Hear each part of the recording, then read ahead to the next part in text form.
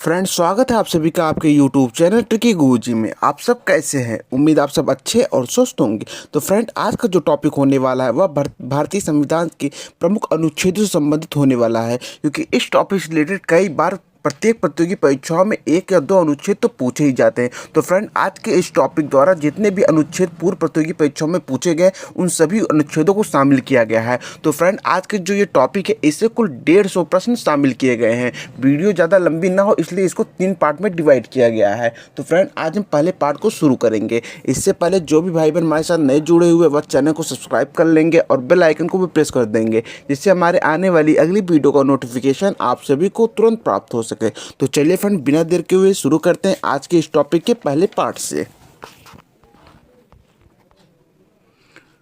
So friend, पहला प्रश्न आपका दिया गया कि भारतीय संविधान का कौन सा अनुच्छेद भारत को एक संघ घोषित करता है? ऑप्शन ए अनुच्छेद 1 घोषित करता है, ऑप्शन बी अनुच्छेद 2 घोषित करता है, ऑप्शन सी अनुच्छेद 3 घोषित करता है, या फिर ऑप्शन डी अनुच्छेद 4 घोषित करता है। तो फ्रेंड, बात कीजिए भारतीय संविधान का वह अनुच्छेद जो भारत को एक संघ घोषित करता है वह है आपका अनुच्छेद 1। ऑप्शन ए इसका राइट आंसर हो जाएगा, आर्टिकल 1। चलिए फ्रेंड, अगले प्रश्न को देखते हैं। सो फ्रेंड, अगला प्रश्न आपका दिया गया है कि भारतीय संविधान के किस अनुच्छेद में नागरिकता के प्रावधान दिए गए हैं? बात की जा रही है अनुच्छेद की, तो भारतीय संविधान का वह अनुच्छेद कौन सा है जिसके तहत नागरिकता का प्रावधान किया गया है? ऑप्शन ए आर्टिकल 5 से आर्टिकल 11 तक, ऑप्शन बी आर्टिकल यानी अनुच्छेद 12 से अनुच्छेद 18 तक, ऑप्शन सी अनुच्छेद 19 से अनुच्छेद 22 तक, या फिर ऑप्शन डी अनुच्छेद 23 से या अनुच्छेद 24 तक। तो फ्रेंड, बात कीजिए भारतीय संविधान का वह अनुच्छेद जिसके तहत नागरिकता का प्रावधान किया गया है वह आपका है अनुच्छेद 5 से अनुच्छेद 11 तक। ऑप्शन ए इसका राइट आंसर हो जाएगा। Option A is the right answer. चलिए फ्रेंड, अगले प्रश्न को देखते हैं। सो फ्रेंड, अगला प्रश्न आपको दिया गया कि अनुच्छेद 14 किससे संबंधित है? बात की जा रही है आर्टिकल 14 की, तो इसका संबंध किससे है, अर्थात इसमें किस चीज़ का उल्लेख किया गया है?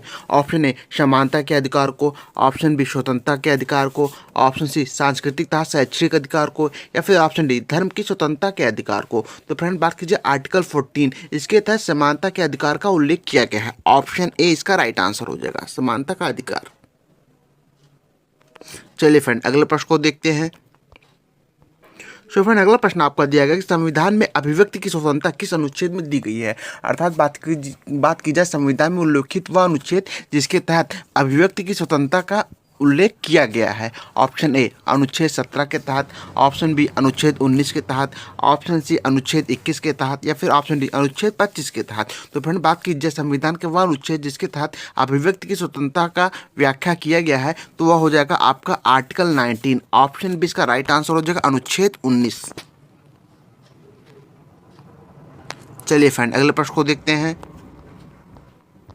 सो फ्रेंड, अगला प्रश्न आपका दिया गया है भारतीय संविधान का अनुच्छेद 21 क्या सुनिश्चित करता है? बात की जा रही आर्टिकल 21 की, तो इसके तहत किसकी व्याख्या या किसका उल्लेख किया गया है? ऑप्शन ए समानता के अधिकार को, ऑप्शन बी जीवन और व्यक्तिगत स्वतंत्रता के संरक्षण को, ऑप्शन सी धर्म की स्वतंत्रता को, या फिर ऑप्शन डी संपत्ति के अधिकार को। तो फ्रेंड, बात कीजिए भारतीय स्वतंत्रता का वह अनुच्छेद या अनुच्छेद 21 जिसके तहत यह सुनिश्चित करता है तो वह क्या है? वह आपका हो जाएगा जीवन और व्यक्तिगत स्वतंत्रता का संरक्षण। ऑप्शन बी इसका राइट आंसर हो जाएगा, जीवन और व्यक्तिगत स्वतंत्रता का संरक्षण। चलिए फ्रेंड, अगले प्रश्न को देखते हैं। फ्रेंड, अगला प्रश्न आपको दिया गया अनुच्छेद 32 किससे संबंधित है? ऑप्शन ए विधि के सम्मत समानता से, ऑप्शन बी संवैधानिक उपचार के अधिकार से, ऑप्शन सी धार्मिक स्वतंत्रता से, या फिर ऑप्शन डी सांस्कृतिक अधिकार से। तो फ्रेंड, बात कीजिए अनुच्छेद 32, तो इसके तहत संवैधानिक उपचार के अधिकार को व्याख्या की गई है। ऑप्शन बी इसका राइट आंसर हो जाएगा, संवैधानिक उपचार का अधिकार।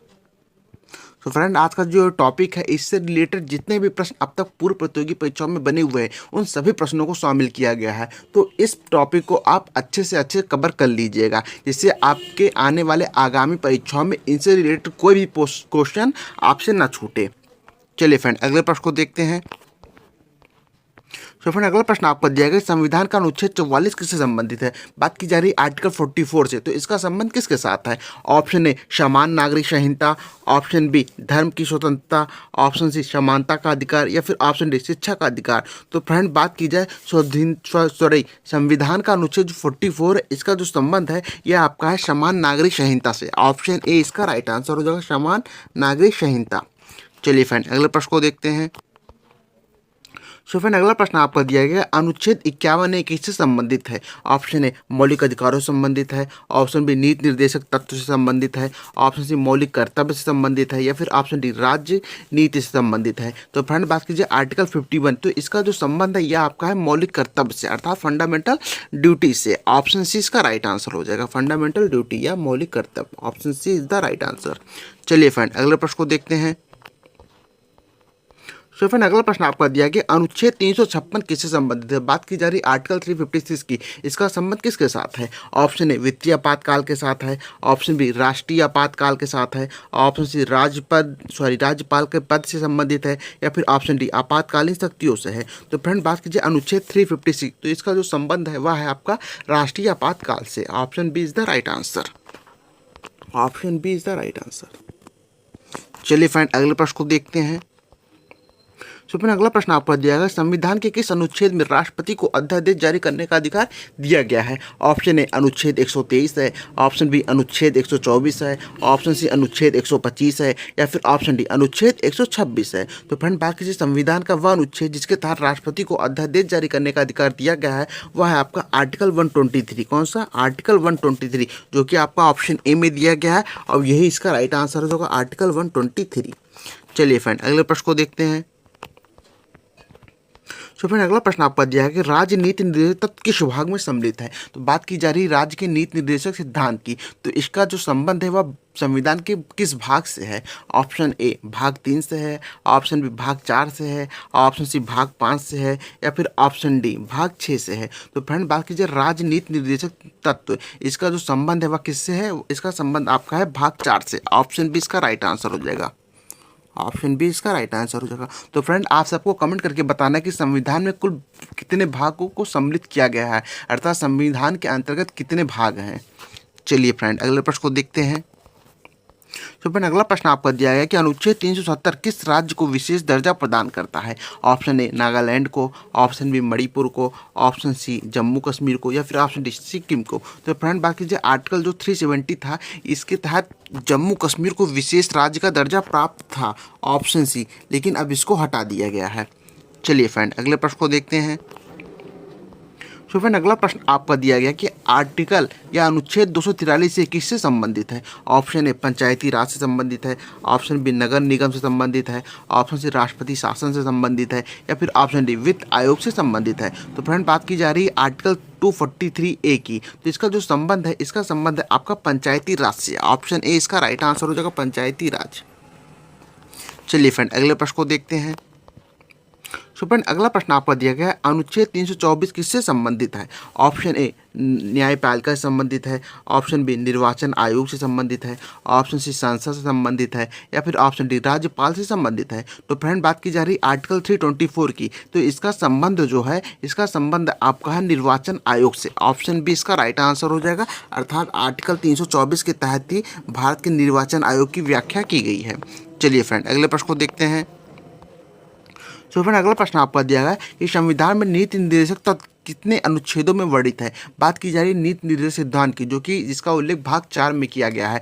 तो यह कितने अनुच्छेद इसमें वर्णन किए गए हैं। ऑप्शन ए आर्टिकल 36 से 51 तक, ऑप्शन बी आर्टिकल 40 से 55 तक, ऑप्शन सी आर्टिकल 42 से 56 तक, या फिर ऑप्शन डी आर्टिकल 35 से 50 तक। तो फ्रेंड बात की जाए संविधान के में नीति निर्देशक तत्व जिन अनुच्छेदों में वर्णित किए गए हैं वह आपका हो जाएगा आर्टिकल 36 से 51, अर्थात अनुच्छेद 36 से अनुच्छेद 51 तक नीति निर्देशक सिद्धांतों की व्याख्या की गई है।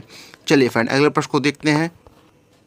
सो फ्रेंड अगला प्रश्न आपका दिया गया है कि अनुच्छेद 17 किससे संबंधित है। ऑप्शन ए अस्पृश्यता के अंश से संबंधित है, ऑप्शन बी धर्म की स्वतंत्रता से संबंधित है, ऑप्शन सी अभिव्यक्ति की स्वतंत्रता से संबंधित है, या फिर ऑप्शन डी शिक्षा के अधिकार से संबंधित है। तो फ्रेंड बात की जा रही है अनुच्छेद 17 की, तो इसका संबंध है आपका अस्पृश्यता का अंत, ऑप्शन ए, अर्थात छुआछूत के अंत से। चलिए फ्रेंड अगले प्रश्न को देखते हैं। तो फिर अगला प्रश्न आपका दिया गया अनुच्छेद 51 किससे संबंधित है। ऑप्शन ए न्यायपालिका से संबंधित है, ऑप्शन बी अंतर्राष्ट्रीय शांति और सुरक्षा से संबंधित है, ऑप्शन सी शिक्षा के अधिकार से संबंधित है, या फिर ऑप्शन डी अनुसूचित जाति के संरक्षण से संबंधित है। तो फ्रेंड बात कीजिए आर्टिकल 51 की, तो इसका जो संबंध है वह है आपका अंतर्राष्ट्रीय शांति और सुरक्षा का संरक्षण। Option B is the right answer. चलिए फ्रेंड अगले प्रश्न को देखते हैं।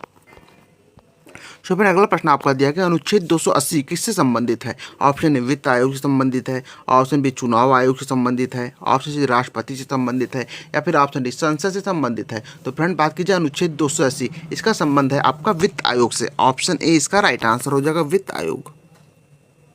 चलिए फ्रेंड अगले प्रश्न को देखते हैं। सो फिर अगला प्रश्न आपका दिया गया अनुच्छेद 368 इसका संबंध किससे है? ऑप्शन ए संविधान संशोधन से है, ऑप्शन बी राष्ट्रपति शासन से है, ऑप्शन सी वित्तीय आपातकाल से है, या फिर ऑप्शन डी नागरिकता से है। तो फ्रेंड बात कीजिए आर्टिकल 368 इसका संबंध है आपका संविधान संशोधन से। ऑप्शन ए इसका राइट आंसर हो जाएगा, अर्थात अमेंडमेंट ऑफ इंडियन कॉन्स्टिट्यूशन। चलिए फ्रेंड अगले प्रश्न को देखते हैं। अगला प्रश्न आपका दिया गया कि अनुच्छेद 226 किससे संबंधित है? बात की जा रही है आर्टिकल 226 की, इसका संबंध किसके साथ है? ऑप्शन ए उच्च न्यायालय को रिट जारी करने की शक्ति से, ऑप्शन बी राष्ट्रपति शासन से, ऑप्शन सी मौलिक अधिकार से, या फिर ऑप्शन डी नागरिकता से। तो फ्रेंड बात कीजिए आर्टिकल 226 इसका संबंध है आपका उच्च न्यायालय को रिट जारी करने की शक्ति से। ऑप्शन ए इसका राइट आंसर हो जाएगा, ऑप्शन ए। चलिए फ्रेंड अगले प्रश्न को देखते हैं। सो फिर अगला प्रश्न आपका दिया गया संविधान का कौन सा भाग नागरिकों के मौलिक अधिकारों को परिभाषित करता है? ऑप्शन ए भाग 1 करता है, ऑप्शन बी भाग 2 करता है, ऑप्शन सी भाग 3 करता है, या फिर ऑप्शन डी भाग 4 करता है। तो फ्रेंड बाकी संविधान का वह भाग जो नागरिकों के मौलिक अधिकारों को परिभाषित करता है वह आपका हो जाएगा भाग 3। ऑप्शन सी इसका राइट आंसर हो जाएगा, इसे हम कहते हैं फंडामेंटल राइट। चलिए फ्रेंड अगले प्रश्न को देखते हैं।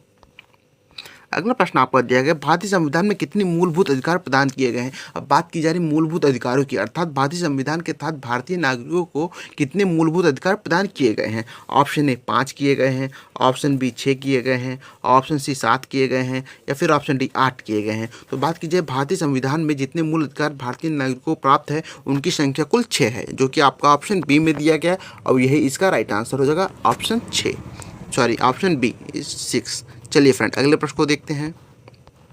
सो फ्रेंड अगला प्रश्न आपका दिया गया किस अनुच्छेद में संविधान संशोधन की प्रक्रिया का उल्लेख है? अब बात की जा रही है संविधान संशोधन की प्रक्रिया। प्रश्न तो फ्रेंड यह प्रश्न उपरोक्त प्रश्न में आपने देख लिया है, अर्थात जिन जिन प्रश्नों की अगर जिन जिन प्रश्नों का उल्लेख बार बार हो रहा है तो उस पर आप डबल स्टार जरूर लगा लीजिएगा, क्योंकि ये मोस्ट इंपॉर्टेंट प्रश्न है।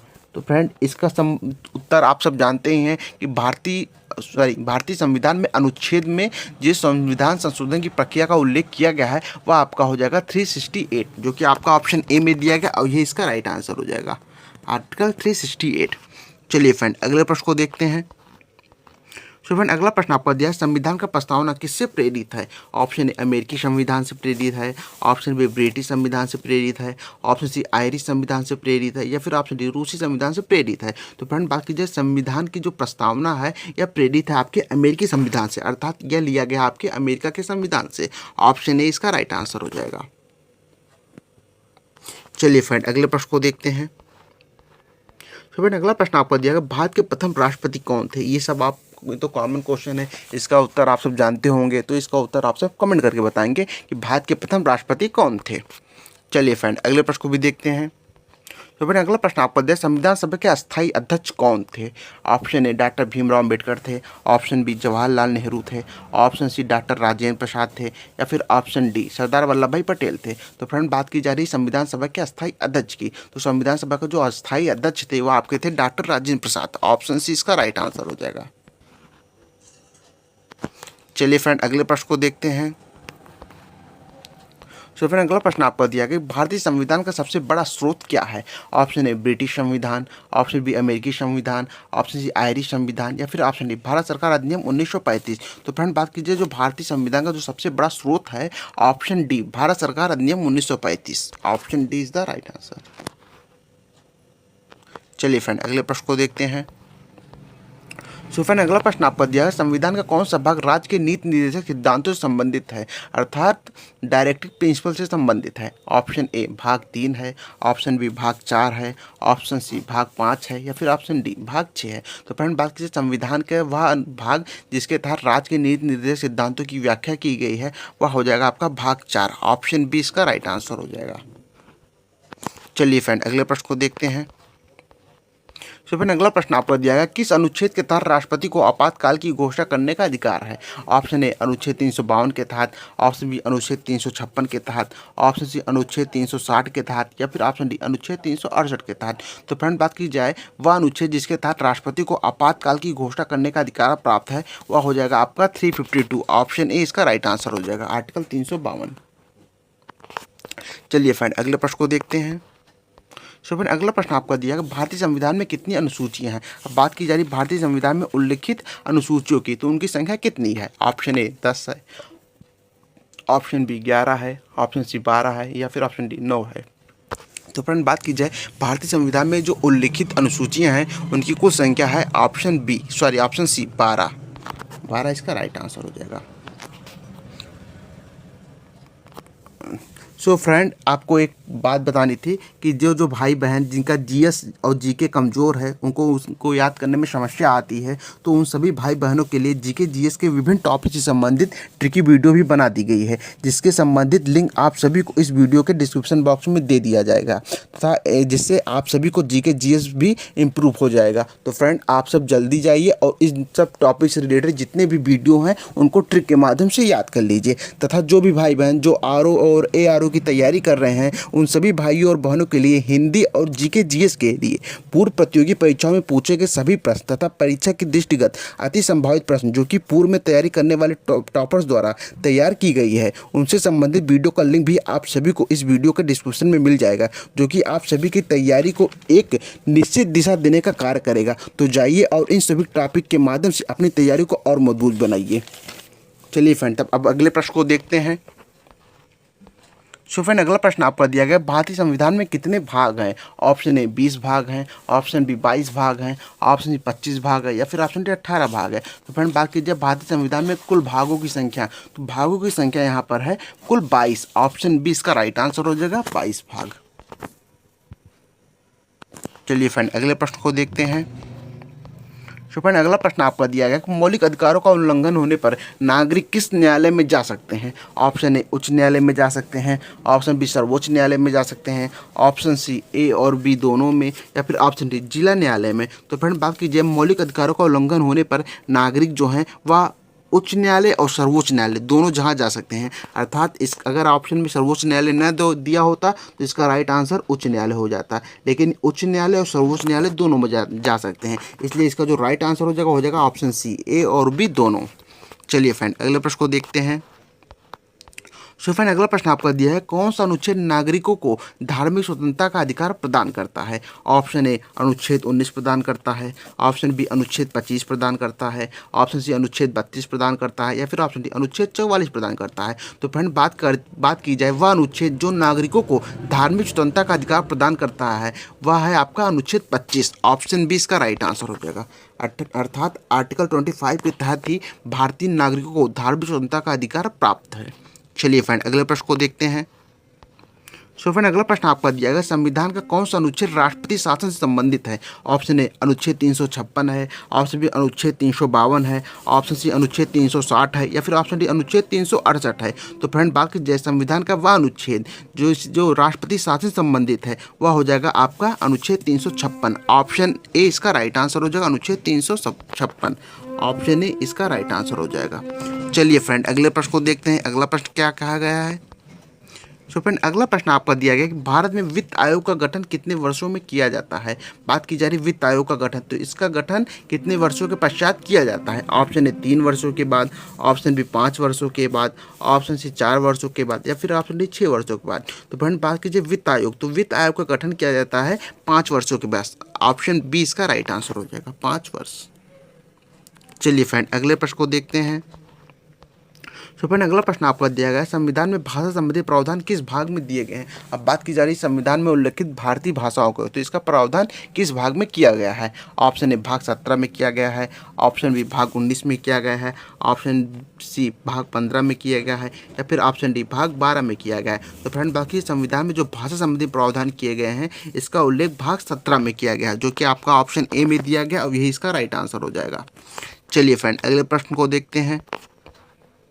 सो फ्रेंड अगला प्रश्न आपका दिया गया, भारतीय संविधान में नागरिकता का उल्लेख किस भाग में है?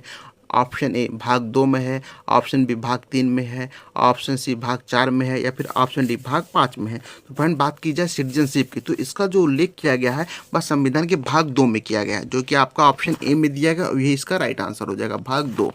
चलिए फ्रेंड अगले प्रश्न को देखते हैं।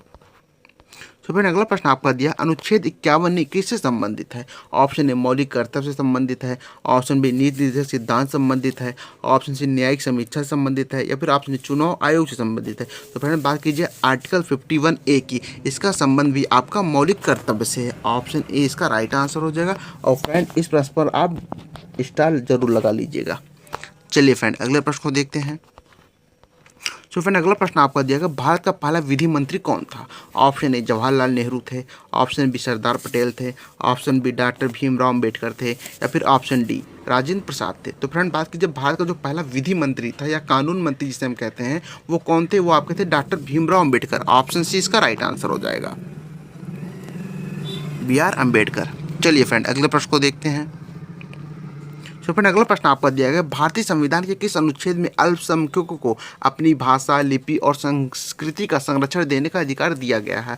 ऑप्शन ए अनुच्छेद 27 में, ऑप्शन बी अनुच्छेद 29 में, ऑप्शन सी अनुच्छेद 30 में या फिर ऑप्शन डी अनुच्छेद 32 में। तो फ्रेंड बात कीजिए भारतीय संविधान में अनुच्छेद जिसके तहत अल्पसंख्यकों को अपनी भाषा, लिपि और संस्कृति को संरक्षण देने का अधिकार दिया गया है वह है आपका आर्टिकल 29, ऑप्शन बी इसका राइट हो जाएगा।